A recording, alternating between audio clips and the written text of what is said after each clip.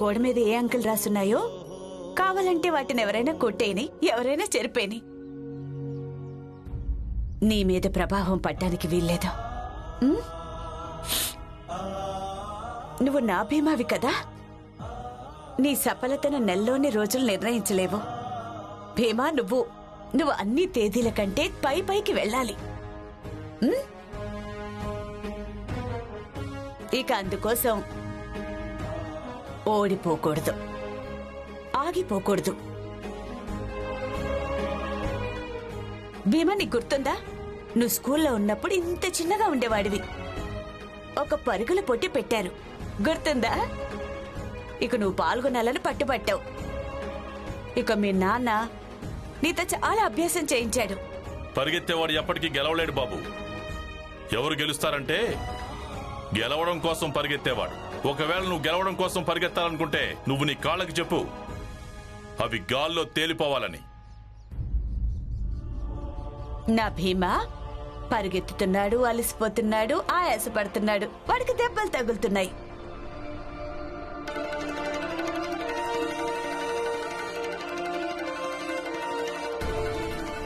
కాని వాడు ధైర్యాన్ని మాత్రం కోల్పోలేదు. అప్పుడు కూడా ఎంతో మంది ఉన్నారు నిన్ను ఆపాలని ప్రయత్నించేవాళ్లు. గెలవడం సంగతి తర్వాత, నువ్వు ఆ పోటీలో పాల్గొనకూడదని వాళ్ల ప్రయత్నమంతా ఇదే. ఈ పిల్లోడు ఈ పోటీలో పాల్గొనడానికి వీల్లేదు. కానీ ఆ అడ్డంకులన్నీ ఉన్నా కూడా నువ్వు ఆ పోటీలో పాల్గొన్నావు, పరిగెత్తావు.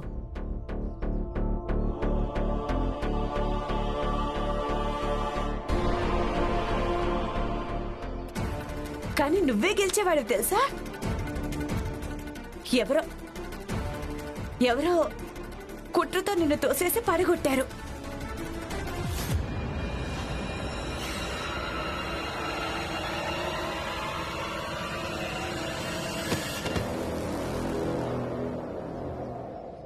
భీమా, ఈరోజు తర్వాత కూడా అలా తోసేసి పడగొట్టే వాళ్ళు నీ చుట్టుపక్కలే ఉంటారు. కానీ అప్పుడు మీ నాన్న నీకెలా తోడుగా ఉన్నారో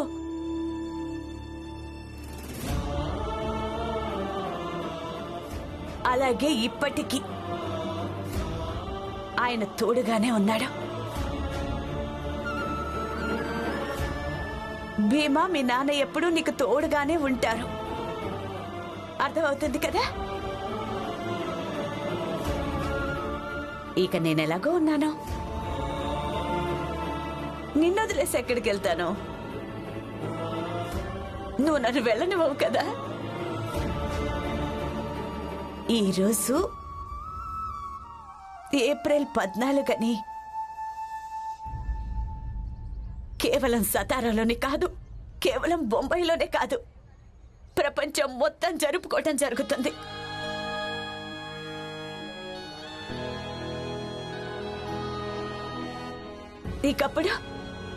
అప్పుడు ఈ భీమాబాయి సక్పాల్ గర్వంగా చెప్తుంది,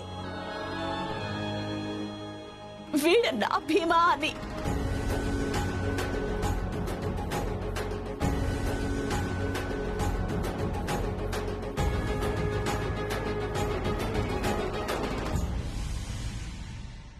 ఇక వెళ్ళనా?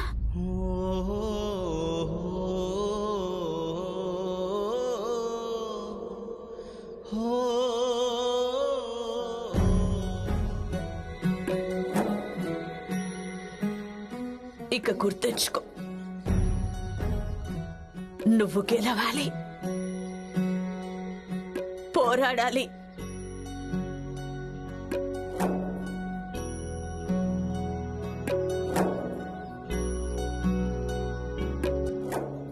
అమ్మా, నేను ఆగనమ్మా. నేను పోరాడతాను, నేను గెలుస్తాను.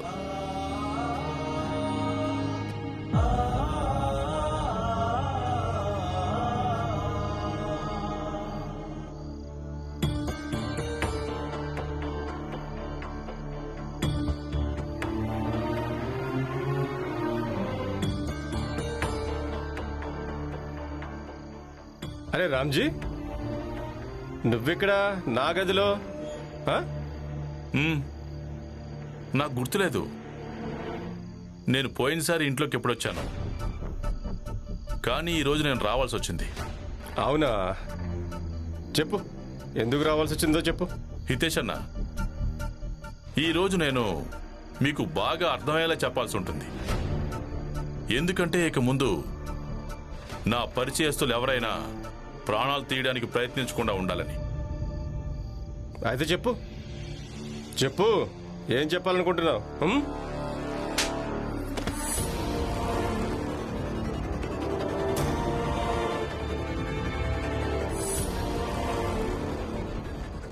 ఎంత ధైర్యం నీకు?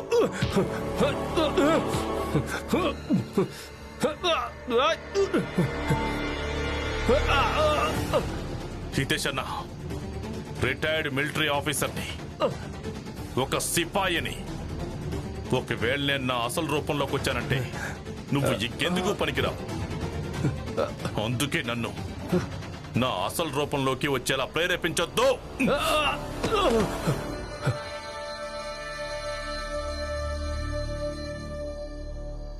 రామ్జీ,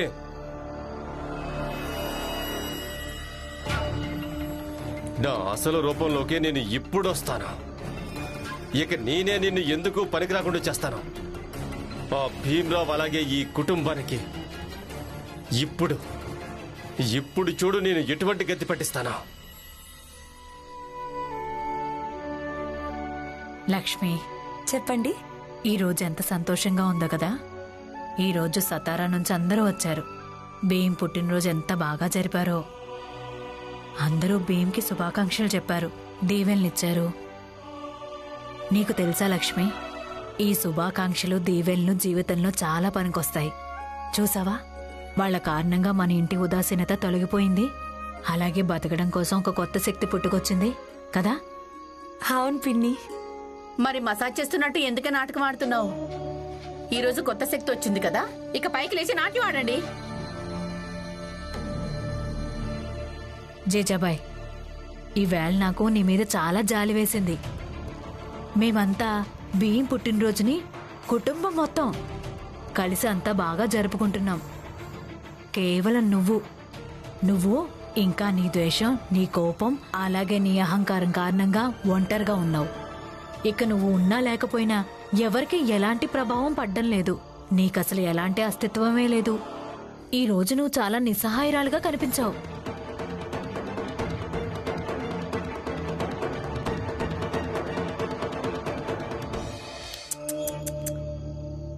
నాకు మీ సానుభూతి అసలు ఏమాత్రం అవసరం లేదు వదినా. మీరు కేవలం ఇది ఆలోచించండి, మీ గారాల భీమ్ దగ్గర కేవలం 3 రోజులే మిగిలి ఉన్నాయి వదినా, డబ్బు సమకూర్చడం కోసం. మీకు గుర్తుండే ఉంటుంది కదా. ఇప్పుడు ఆలోచించండి, తను 3 రోజుల్లోనే డబ్బుకి ఏర్పాటు ఎలా చేయగలడో. మౌనంగా ఎందుకున్నారు? నన్ను అండం కోసం మీకు మాటలు దొరకడం లేదా?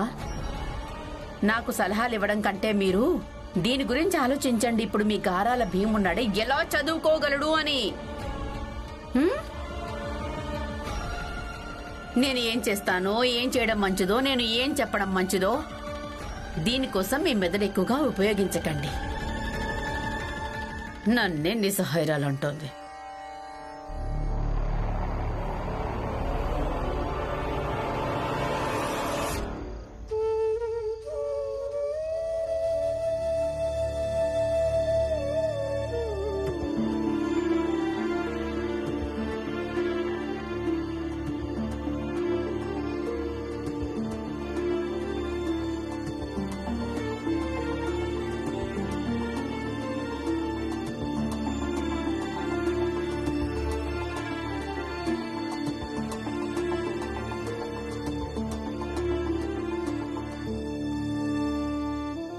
ఏమైంది? ఇప్పుడు మీరేం ఆలోచిస్తున్నారు? ఏం ఆలోచిస్తాను రమా, అదే డబ్బు చెల్లించడానికి కొన్ని రోజులే మిగిలి ఉన్నాయి. ఏం చెయ్యాలి? అంతా జరుగుతుంది, మీరేం బెంగపడకండి. నాకు నమ్మకం ఉంది, ఎలాగోలా డబ్బు వస్తుంది. అలాగే మిగిలిన రోజుల్లో ఎలాగోలా డబ్బు సమకూరుద్దాము.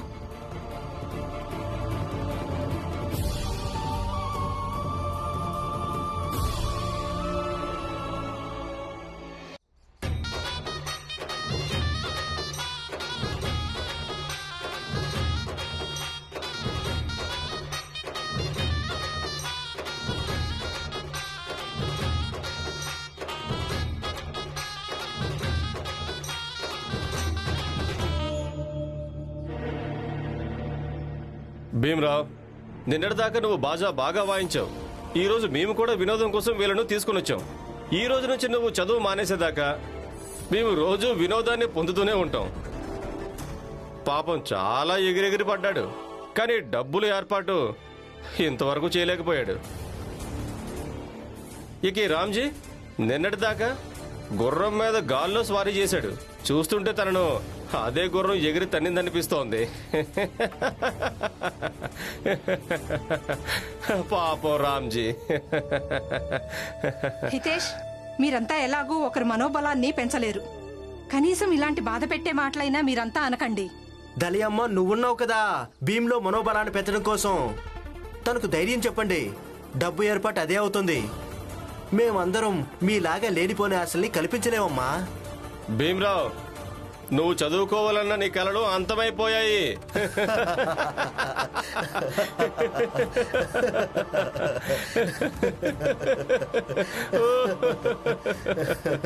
భీమ్రావ్, భీమ్రావ్, ఒక మార్గం దొరికింది. భీమ్రావ్, ఒక మార్గం దొరికింది. గురువుగారు, ఏ మార్గం దొరికిందో చెప్పండి. రామ్జీ, నాకు ఇప్పుడే శుభ సమాచారం అందింది. బరోడా రాజు శ్రీ శ్రీ సాయాజీరావు గైక్వాడ్ మహారాజు ఈరోజు బొంబాయికి విచ్చేశారు.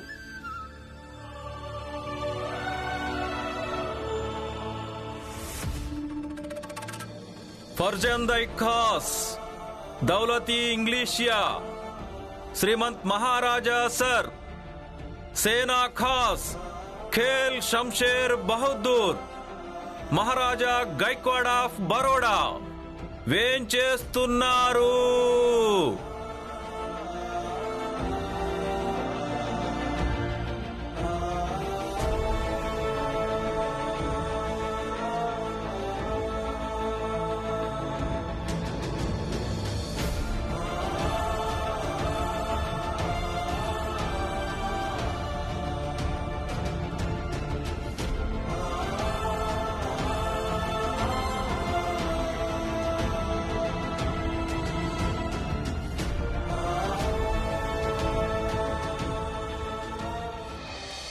ఇక మహారాజు విద్య విషయంలో చాలా ఆసక్తి చూపిస్తారు.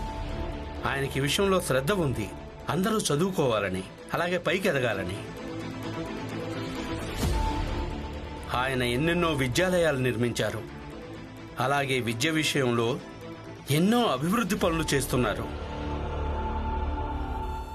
చూడు భీమరావు, ఇక ఇదే క్రమంలో ఆయన తెలివైన విద్యార్థులకు ఎంతో ఆర్థిక సహాయం కూడా చేస్తారు.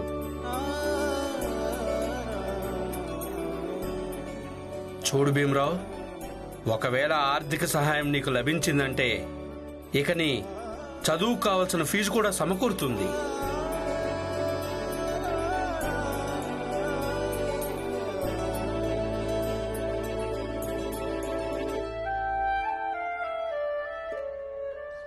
ఇక యాదృశ్చికం ఏంటంటే మహారాజు ఈరోజు బొంబాయికి విచ్చేశారు. వెళ్ళి ఆయన కలుద్దాం పద.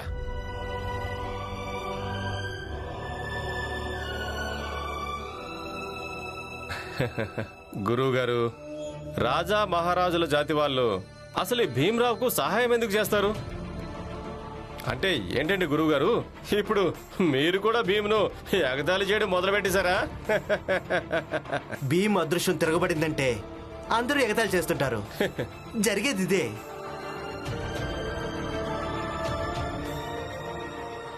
మీరు వెళ్ళండి. లోకులకు అసాధ్యం అనిపించే పనుల్లో మీరెప్పుడు సఫలమవుతారు. మీరు ఒకసారి వెళ్ళి కలవండి. పద భీమ్. పుస్తకాలు ఇచ్చే సందర్భంలో నేను ఎన్నోసార్లు మహారాజును కలిశాను. నేను మహారాజును కలవడం నాకు చాలా తేలిక.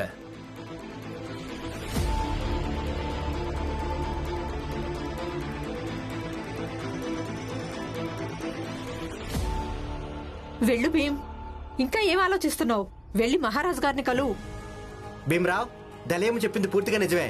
మాకు పూర్తిగా నమ్మకం ఉంది, మహారాజు తప్పకుండా సహాయం చేస్తాడు. అవును భీమరావ్, నువ్వు ఖచ్చితంగా వెళ్ళి తీరాలి.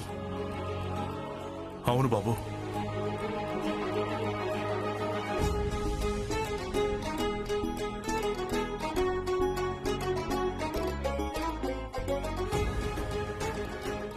పదండి గురువుగారు. పద.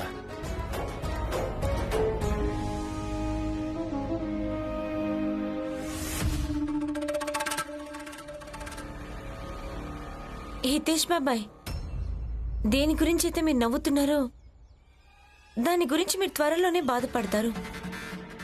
ఎందుకంటే ఆట ఇంకా ముగిసిపోలేదు. నా భర్త గెలుపోటములను నిర్ణయించొద్దు, అలాగే నా భర్త గెలుస్తారా ఓడిపోతారా అది మీరు ఆలోచించొద్దు. అందుకే ఆట ఇప్పుడే మొదలైంది, గుర్తు పెట్టుకోండి.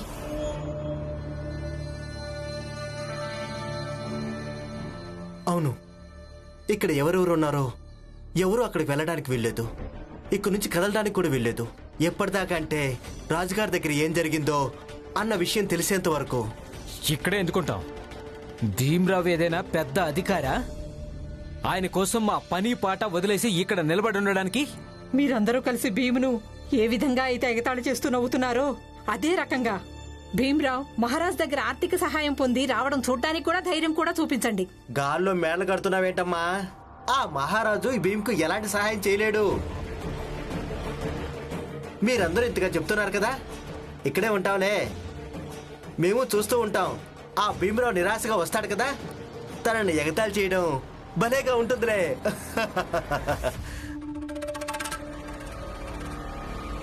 ఎవరుంటారో ఉండండి, నాకు ఆ భీమ్తో ఎలాంటి సంబంధం లేదు.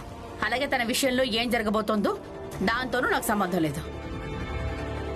లేదత్తయ్య, భీమ్రావ్ విషయంలో ఏం జరిగిందో తెలియనంత వరకు మీరు కూడా ఇక్కడే ఉండాలి, మా అందరితో పాటు. నా చేయి వదిలిపెట్టి లక్ష్మి. లక్ష్మి, తనను వెళ్ళనివ్వు. లోపలికెళ్ళి ఒంటరిగా ఉండి కనీసం ప్రశాంతంగానైనా దేవుణ్ణి వేడుకుంటుంది, భీమ్కి ఎలాంటి మంచి జరగకూడదని. లేదు మావయ్య, అత్తయ్య కూడా ఇక్కడే ఉండడం మంచిది. ఇక మీరిక్కడే ఉండాలి. నా చేయి వదులు.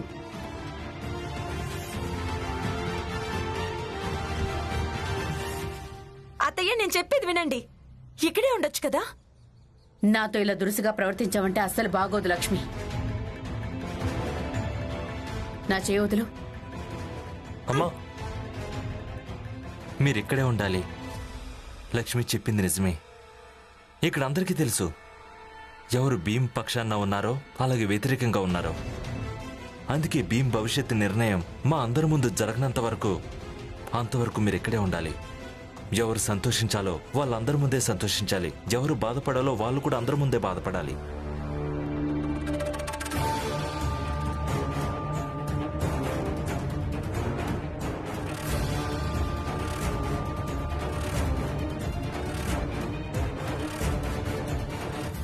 అయ్యగారు, అయ్యగారు,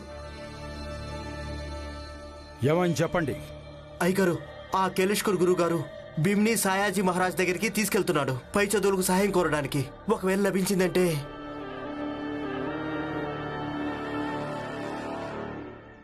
కాస్త వేగంగా నడువు భీమ్. మనం మహారాజును వెంటనే కలవాల్సి ఉంటుంది. మన దగ్గర ఎంతో సమయం లేదు. ఆయన మహారాజు, ఆయనదేముంది? ఎప్పుడొస్తారో తెలియదు, ఎప్పుడు బయలుదేరి వెళ్ళిపోతారో తెలియదు. లేదు గురువుగారు, ఈ అవకాశాన్ని నేను ఎట్టి పరిస్థితుల్లోనూ వదులుకోలేను. మహారాజుని కలవటం నా విషయంలో చాలా ముఖ్యం. పదండి.